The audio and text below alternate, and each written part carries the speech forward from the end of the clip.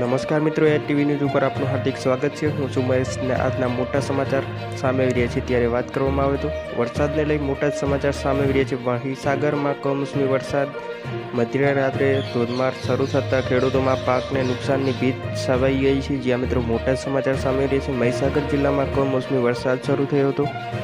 ગઈકાલે બપોરે બાદ છૂટાછવાયા વિસ્તારોમાં વરસાદી ઝાપટા પડ્યા હતા। જ્યાં મિત્રો મોટા સમાચાર સામે આવી રહ્યા છે। મધ્યરાત્રિથી જિલ્લામાં મથક લુણાવાડા, સંતરામપુર, ખાનપુર, કડાણા અને બાલીસિનોરા સહિતના તાલુકાઓના અને ગ્રામ્ય વિસ્તારોમાં હળવાથી મધ્યમ વરસાદ પ્રકારનો નોંધાયો છે। જ્યાં મિત્રો મોટા સમાચાર સામે આવી રહ્યા છે। ત્યારે મિત્રો વાત કરવામાં તો કેટલાક વિસ્તારોમાં ધોધમાર વરસાદ પણ વરસ્યો હતો। જ્યાં મિત્રો મોટા સમાચાર સામે આવી રહ્યા છે।